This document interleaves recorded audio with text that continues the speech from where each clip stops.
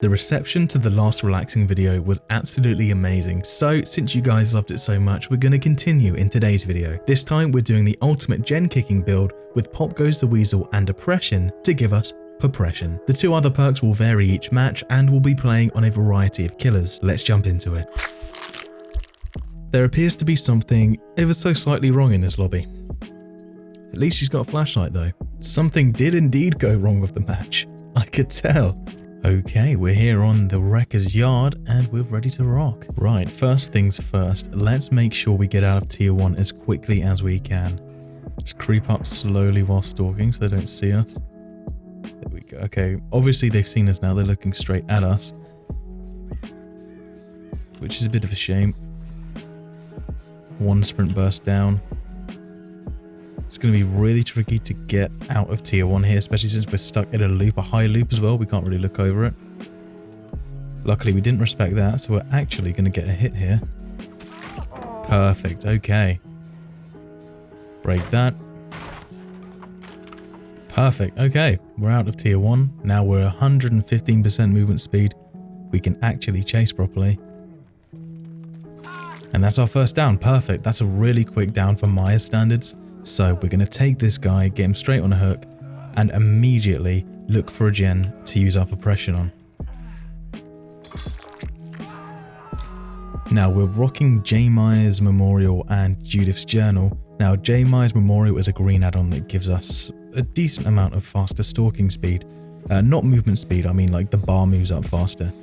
And then the beautiful thing about Judith's Journal is that when we find the obsession, we are going to get a ridiculous amount of stalk in such a short space of time.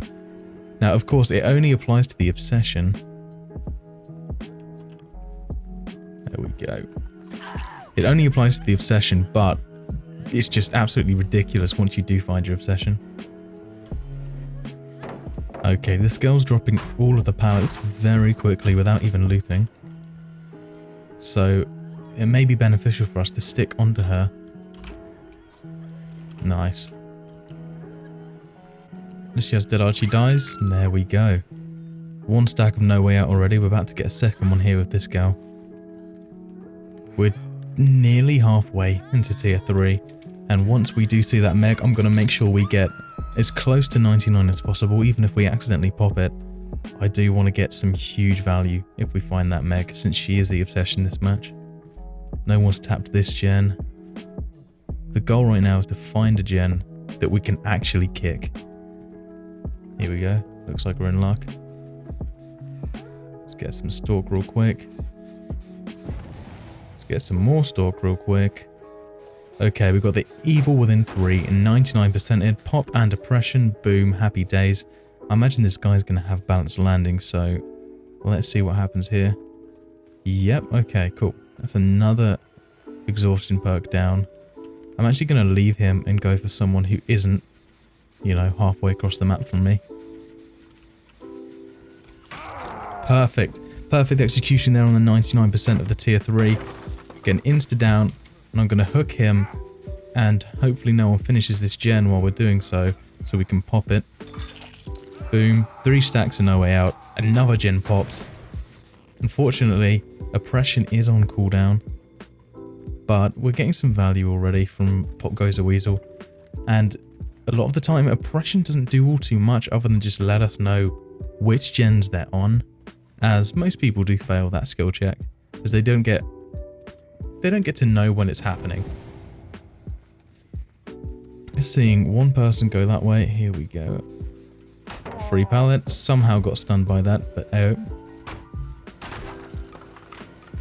There's our meg. Sprint burst, not so good, but look at that. The sheer amount of stalk there, and we're 99%ed already. Perfect. Okay, let's get some Oppression here. No pop. Imagine that gen will pop. Oh, that one. Okay. Now, they don't get any bonus regression from failing this skill check. All it does is let us know they're here. So, unfortunately, I doubt... Oh! I was about to say I doubt we're going to stop it from going, but they actually didn't tap it from when we popped it earlier. Perfect. Right. So, we get another hook here. The only one that hasn't been hooked is Meg, so we are missing one stack of no way out. I'm not going to pop this gen. I'm going to go ahead and save it for this one, which is significantly closer. I would, in most scenarios, not go for that kick and instead chase the survivor since we are tier 3. But with Pop Goes the Weasel, we really do want to get that value as soon as possible. That gen is 99%. We have no pop-up and we have nothing to gain from using, well, we also have no oppression, so our only option here is to go for this chase and hope that we can get a pop on that gen before it finishes. Perfect. Let's go here and pop this. Oppression's going to come off cooldown right as we go to kick it as well. Amazing, amazing, amazing. Poppression, double whammy. No skill check so far. Any sign of the Meg? No Meg, but we're getting a tremendous amount of stalk here. In fact, we're going to immediately pop a tier 3 again on the Felix. We're going to double back here, or at least fake the double back. It's going to look like he gets the pallet, but we should be able to mind game this without too much issue. Okay, so he vanished without any scratch marks, which is probably a boon shadow step. There he is, he's all the way down here. Fucking boon shadow step, eh? I imagine he gives us the pallet pretty quickly. Cool. If we're lucky, we can probably get another fast one from him. Nice.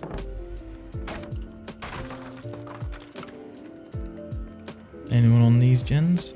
Okay, both gens have popped at the same time. And the sprint burst has immuned the hit to the face. So now the game is in fact over. Yeah, we can't win anymore, unfortunately. Which is actually a really good highlight of just how unfair this game is for killers. Because these survivors have been playing really badly. We've been getting incredibly fast kills. And yet they still win. And we've had crazy pressure with our Poppression as well. Obviously, oppression isn't crazy, but pop is very, very strong. So, considering how many procs we've had, it's not nice for killers. It's really not nice. Objectively speaking here, this match was terrible for the survivors. None of them chased properly. And the sheer amount of value we got from pop is unreal. Okay, that's a no way out proc there on that door. We do have a kill. Now, with this no way out value plus the tier 3, we may be able to secure a second kill. No win, unless they seriously misplay. But a second kill should be doable. Unless they hide in a corner to which we can't find them. And then it is GG. This is why I don't value no way out all too much. As, once again, they see the proc and they're going to hide somewhere absolutely ridiculous. Now, in regular gameplay, it's really easy to find people as they're generally going to be hiding near gens or just not hiding. But with Blood Warden, No Way Out, Remember Me, for example, they're going to see that and they're just going to not sit there. They're going to hide somewhere absolutely crazy. And your chances of finding them are very low because they're not just going to sit next to the door. They will literally hide in the most absurd places because they know they've got like an entire minute. There we go. That's not the Meg, so I'm not going to get any value from stalking her. Sprint burst, so no hit. Sprint burst is the equivalent of like 5 dead hards.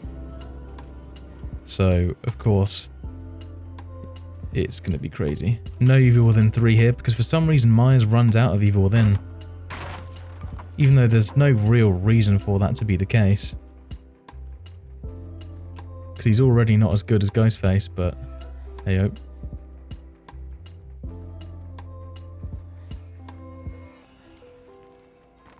Alright, this guy's caught with no sprint burst or anything. I just had to lunge through that in case there was a pallet there, but luckily there isn't. I think this is the guy with balanced landing. So as long as he doesn't get to a hill, we should be okay. Another chase has started. I don't actually see anyone though. Oh, they're long gone. Okay. Right, our best bet now is to secure this kill here. Alright, and that is going to be a 2k. Overall, that was a really good match for us in terms of gameplay, but because gens are still 80 seconds, it is what it is. We only got 2. Alright, we're back in at Badham Preschool with the Cum Goblin, and this time we are rocking Poppression once again, alongside Barbecue and Save the Best for Last. And actually, I don't want to use Barbecue, but I've obviously forgotten to take it off after trying to get some blood points. But anyway, it's not the worst perk in the world to be stuck with. In fact, I mean, a lot of people do pick Barbecue intentionally. But anyway, that being said, we found our first chase of the game, which is going to be this Michaela, which we don't get despite turning even early, trying to get a wraparound. She's gone to that preschool, so we're going to go ahead and leave the preschool, as that is pretty much a god mode spot. Instead, we go for the Yui here, and we're going to leave her. We're going to give her a quick tag, and instead head for the Nia, gaining us somehow our first stack. Ooh. And our second stack of Save the Best for Last. And then we're going to take her straight on to the nearest hook. In fact, we're about to lose these stacks because the Obsession is right near. Maybe if we can get an ability hit, that would be great. Oh no. We can instead hit the Yui again. We do have Poppression available, so the plan is going to be kick this gen. It's not very progressed, but we'll at least get both our perks off and see what's going on. Okay, that's actually a preschool gen, so we're going to go ahead and leave it. Now lost our 2 stacks, but it's not the end of the world because we may kill our Obsession for it.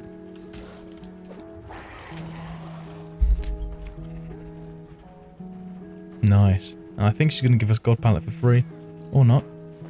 She's actually used the movement speed medkit from the Blight event. And Dead Hard. And died. And onto the hook with you, young lady, for those dirty plays. I'll say dirty plays. Dirty antics and failed plays. That's a body block from the Nia. We'll hook this girl. I don't know if the Nia has been hooked already, but I'm not going to risk a decisive strike, so I'm going to leave for the time being. See if there's anyone I can switch to. Which would be this Yui. And then we can hook her instead. That is the first gen of the game gone, but things are looking good for us as we do have, well, a lot of snowball pressure right now with 2 people being incapacitated. Do you double vault? No. 2 people being incapacitated and 1 person not even helping. And then we're going to see a Dead Hard once again. No, we're not. We're going to see a locker play, which saves us our 1 stack of Save the Best for Last.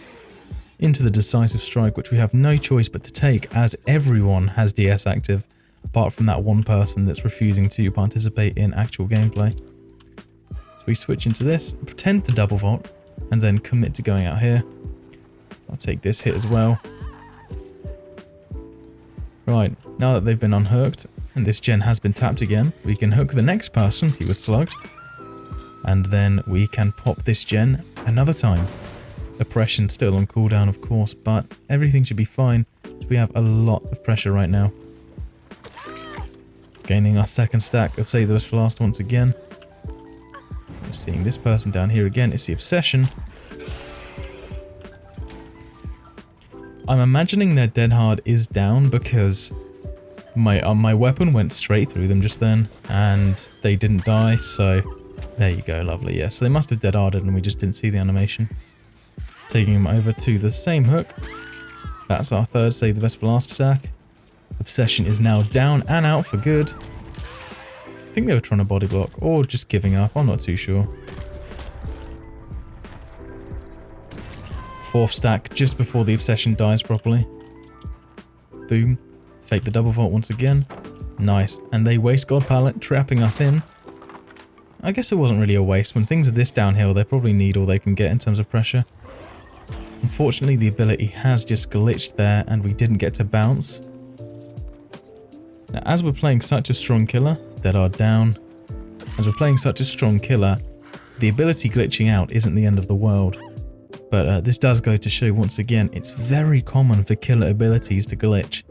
And even the strong killers are not immune from that. And maybe one thing they could do to buff killers without actually buffing them would be to fix them, make it so their abilities work.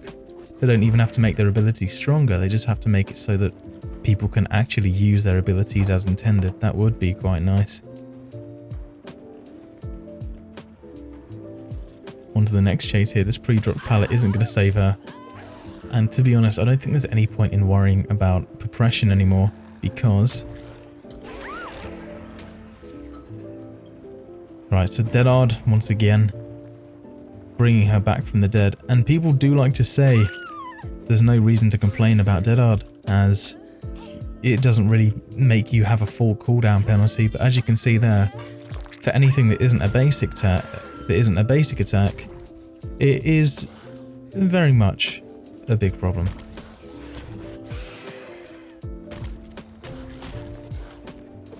That's the Deadhard going straight through us here. And then the Survivor going straight down on the floor. I can imagine they're trying to force another decisive strike by suiciding. Either that or they are giving up and trying to troll. But regardless, I am not going to encourage either of those options. And then we're going to kill this girl who thinks that I somehow can't see her, even though she is literally just in a bright bush in the middle of nowhere. Now, that slug who was trying to force the DS, or what I assume was trying to force the DS, may well have Unbreakable.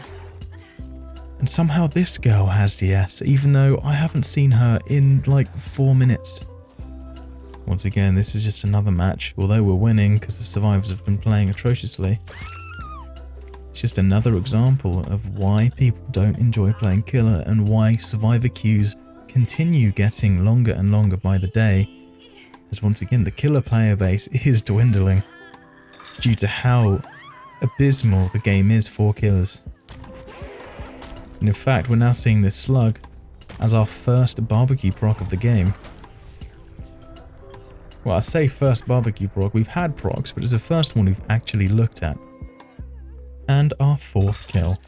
That really wasn't too bad, considering that this map has one of the highest survival rates, or the highest survival rate in Dead by Daylight, implying it is the most survivor-sided map. But, you know, we did really well. I mean, we were playing one of the strongest killers, if not the strongest killer, with a very good build. Okay, we're now here in the Pale Rose with the Trickster. Got a little bit of a different build here, coming in with 4 gen perks, mainly just because things didn't go well with Myers, and Trickster's even worse than Myers, so we're going to need all the help we can get. Got 1 health state on Claudia already, and that should be her down here. Lovely, very fast first kill for the game. So we're coming in with Ruin, Undying, No Way Out, and Deadlock for our build. So 4 gen perks. But technically No Way Out isn't a gen perk, but still. Got a Zarina here coming in. I think that was... she was trying to body block, but she had no luck. Oh no, that's not even a Zarina, that's a Jane? And we just get another down with 1 blade left. We're very lucky here that they're not playing line of sight blockers very well. As you can see there, we saw a little bit of an Undying aura there as someone just walked past the totem. 2 stacks of No Way Out and 2 downs in what feels like about a minute. Reloading at the locker here. And let's head down towards this direction where we did see that aura earlier on. I imagine whoever it is has been creeping in this direction, but is surely behind something. Oh no, straight on a gen, getting the first gen of the match. And we're going to have to leave that as she does have a very nice line of sight blocking area here. Someone's gone in for an immediate unhook there, so we are going to head over and intercept that. We're seeing Deadlock on this gen right next to them as well. Surprisingly, they were repairing a gen right next to the Undying totem and ignored it the entire time. We're going to have to take the DS here. We have no choice because they've unhooked themselves, I think, because there's no one hooker near them. So we're forced to take that. At least it means we won't have to take it in future. And if they want to unhook themselves, or if whoever unhooked them wants to hide, that's on them. If you want to, like, if you give me the choice between kill the only person here or throw the game, I'm going to kill the only person here. Take that first hit on Claudie there. A nice mind game. I'm not going to waste any time throwing knives if we don't need to. But in this scenario right here of this loop, it's looking like we're going to get a lot of benefits from throwing these knives. Like so. Now, of course, short loops are pretty much a free kill for Trickster, but tall loops are pretty much free god mode for survivors. And Trickster's design is very flawed in that sort of binary gameplay state that he has, where he either wins or he loses, and there is nothing that either party can do about that fact. We're going to see another bum rush here. We do see a, once again, not a Zarina, but a Kate just looking like one. Jane, sorry, not even a Kate. Boom. There we go. Easy mind game. I keep seeing this glitch here. And that's another gen that I can't do anything about. I keep getting a glitch where whenever someone drops a pallet, it teleports me towards the pallet and forces me to be stunned, even when I've backstepped it. Thank God for that ult claiming a free kill on the Laurie Strode here. 2 gens have gone already, despite the immense pressure that we've had. And, of course, once again, well, 3 gen perks. Take another reload here. Now, I did hear people when I was going down to hook her. Now, I imagine they're actually up top on this boat. I could hear healing, so it would be that Jane. Okay, that time that was a fair stun. No knives ricocheting here. I'm going to have to pull the knives away here.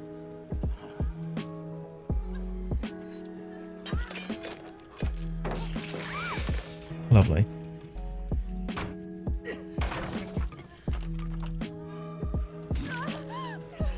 Gonna have to zone away from that basement real quick. Pretend to go for the pickup. And then back away here to see if they're coming back. They are not. Okay, so we'll claim our second basement hook here. And of course, zone anyone who comes in, or at least tries to sneak by. We'll also have a perfect opportunity to reload as well, with us being halfway to our ultimate. 4 stacks of no way out, which is going to be great for us late game. I say late game. It's going to be great for us when the match is already over, which will hopefully give us enough time to have one last chase and maybe claim 1 extra kill. Okay, and with that, we claim our first kill of the game as the Jane decided to go and find a totem to place a boon instead of saving her teammates, which is not the smartest decision, but then again, I guess she was injured, so she wouldn't have had the best time saving her team. There you go, Claudette's gone in to save the Michaela after all this time. Of course, the Jane is now in a chase. We found ourselves backed into this corner here, and I don't think she's going to have a great time here, as we can ricochet this, or just throw straight over the log. As of course, all survivors' hitboxes are based on Dwight, or just male survivors in general, so even the female survivors, which are shorter, you can still hit them above their head. Which is, of course, to avoid making it unfair so that everyone picks female survivors. But then again, people will do that anyway, because if you can't see them, what are the chances of you hitting them? But that's a discussion for another day. Let's go and break that pallet. Now, honestly, even though there are 3 survivors left and 2 gens up, I'm not feeling all too stressed, as we do have no way out, which I feel like is going to give us some great value.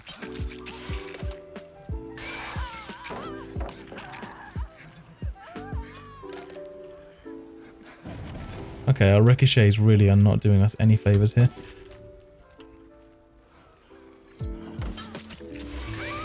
Nice, and we claim another free kill here. And since our ult is up and I cannot hold on to it, I'm going to just use it to see if I can get a little bit of poke. I'm not expecting any kills or anything, but a bit of poke never hurts. There we go, she's 1 away from down. There you go, nice. So we actually did get a little bit of poke, a free hit at the very least. Mind game that vault. Mind game it again, and she plays the long angle. They did get the slug up, but that's just fine. Stuck in the quad here, I imagine a dead Ard, of course.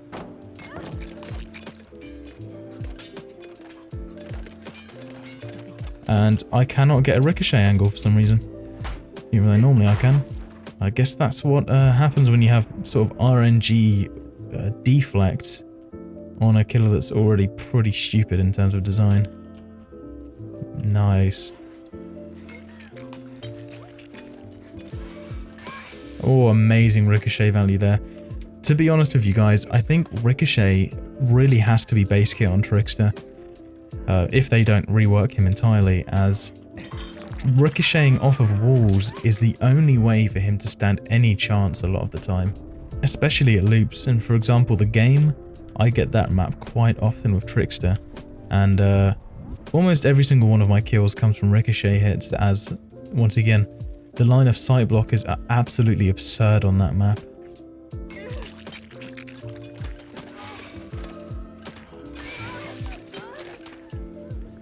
That's our first hit on the Jane here, and in fact she's right in the open, so that should be a free kill.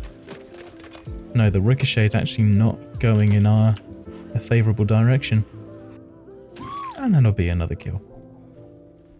So what that means is, even if you are able to counteract the recoil, even if your crosshair is perfectly placed on the survivor, of course, that's assuming you have one. Even if the dead center of your screen is perfectly placed on a survivor at all times, there's a decent chance you'll end up missing some of your blades, probably not all of them, because once again, it does spread left and right,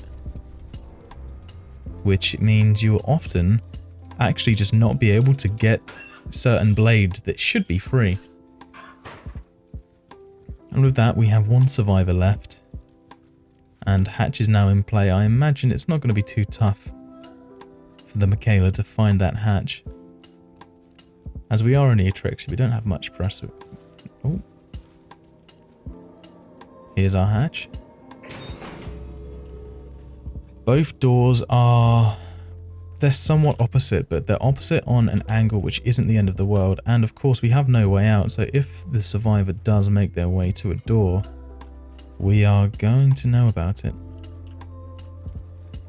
We're going to know when our perk activates, as the timer doesn't start until a survivor attempts to open the door, and we actually see the scratch marks coming up here. Survivors place themselves firmly in the corner. And we'll just claim our last kill here. And that is going to be GG, a 4k there, with 4 gen perks, or at least 4 slowdown perks. We had a very lucky match in the fact that these people just ran out into the open and didn't really dodge or hide or play tool loops.